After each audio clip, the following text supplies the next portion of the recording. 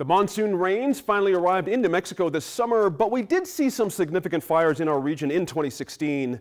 The Doghead Fire in the Manzano Mountains near Albuquerque burned nearly 18,000 acres this summer, including 12 residences and 44 other structures. In a 2013 fire in Arizona, 19 members of the Granite Mountain Hotshots perished while fighting another fire. Our correspondent Megan Kamerick sat down earlier this year with journalist Fernanda Santos to talk about her book, The Fire Line, which delved into that deadly event. Fernanda Santos, thank you for joining us on New Mexico in Focus. Thank you so much for having me.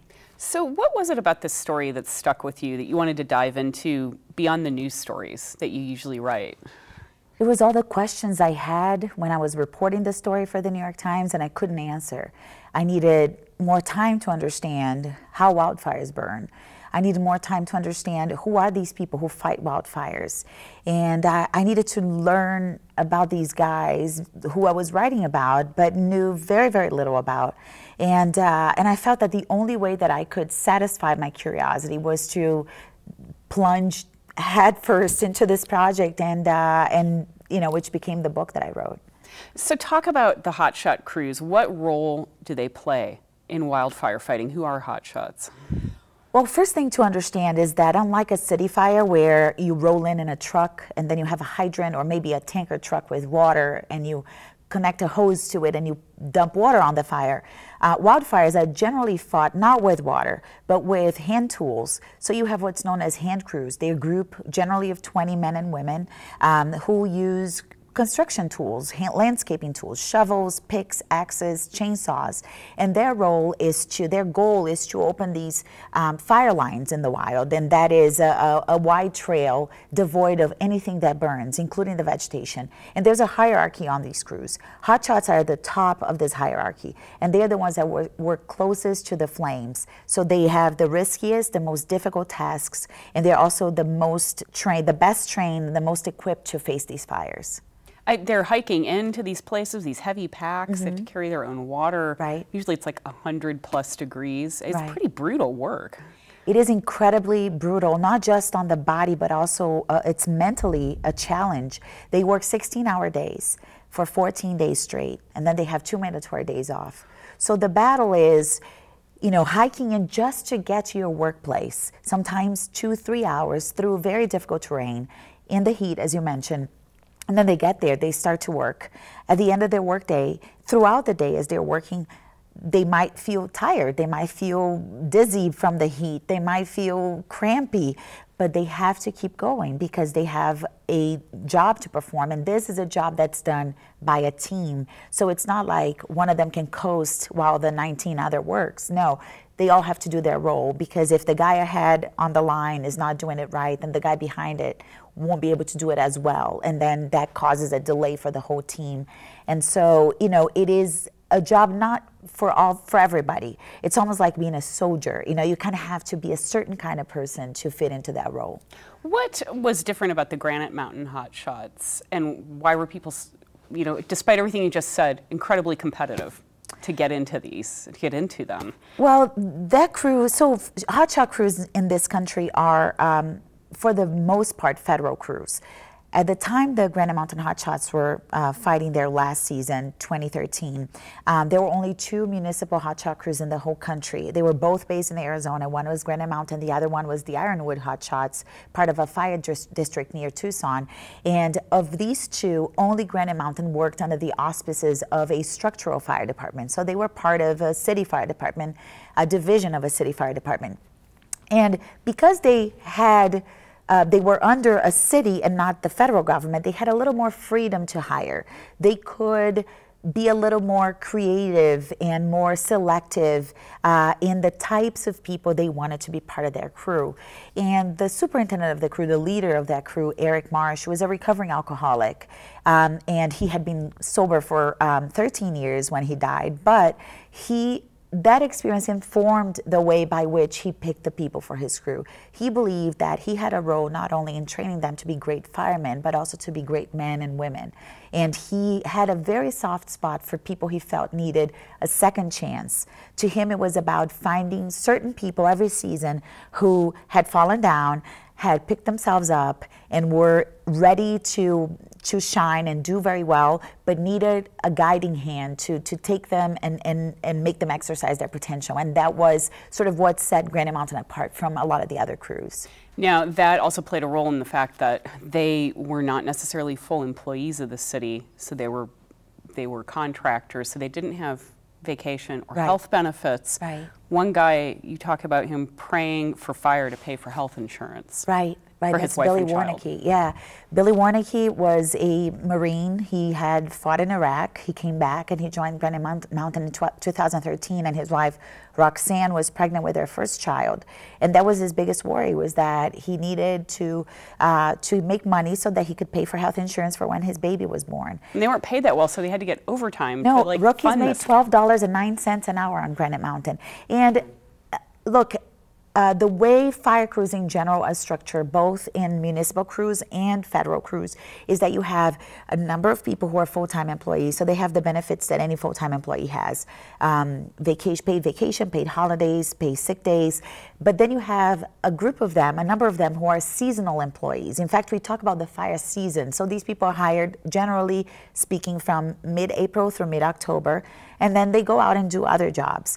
That was the case with Granite Mountain. The difference with Granite Mountain was that because they worked for the city of Prescott, once the fire season was over, the seasonal employees would be terminated, and then a new contract would start shortly after that, where they would work in the off-season, chipping brush, thinning forests around the city, sort of doing the protective work, the defensive work, in case a big fire burned on the outskirts of Prescott, which is a city surrounded by forests. So essentially they had a full-time workload, but they didn't qualify for the benefits because of this sort of contract type of system that the city had, which in the end ended up resulting in lawsuits by some of the families so that they could get the full-time benefits that they felt they were entitled to.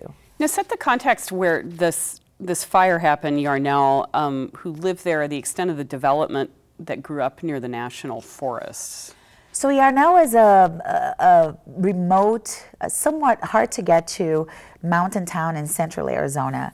It has about 600 residents, doesn't have any industry, any reason. People live there either because they retired and they want to be sort of in this remote place, or, as I say in the book, they want to forget or be forgotten. They just want to live their lives in peace in a place that's cool, that's not hot like Phoenix, but that's still somewhat close to Phoenix. And it's a very tight-knit community.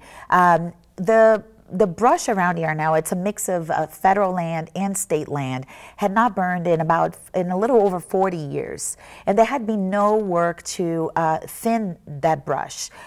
In fact, the fire chief, who I met last week, there was another fire in Yarnell, said that only to walk through that bush in some parts you needed a chainsaw to sort of chop things down so that you could get through it. And that fire was started, like many fires in the West, are started during the monsoon season. A bolt of lightning struck a cluster of parched brush, started this fire in the evening of June 28th, 2013, a Friday. And by the time Granite Mountain Hot Shots got to the fire on Sunday, the fire had already dodged every effort that they made to stop it. And it was still not a big fire, but it became very big when a storm approached that day. It basically a huge thunderstorm kind of collided with it, made a U-turn. There was this downdraft. It became this inferno, and they were trying to take a shortcut to a ranch through a place that was full of brush, and they got trapped.